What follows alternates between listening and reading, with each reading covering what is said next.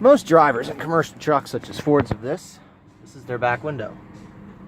Can't see too much.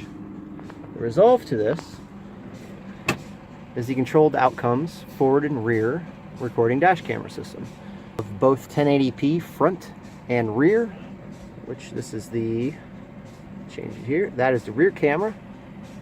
That's the front camera. It's a simple swipe to change views. You can adjust your view from the camera, both up and down. Simple press button record. It allows you to take pictures, record audio. If you need to save anything, something's going crazy on in front of you or back of you, you hit that button there. But now you can see out the back and see all your traffic behind you, including backing up without looking behind you or turning around, considering you can't see very much to begin with. Here is your solution. The camera system does come with a second video input, so you can have 3 videos, a front, an up high rear, and then we can also install one down on your ball hitch, so when you back up to trailers you can see that as well. The system does work on forklifts, dump trucks, backhoes.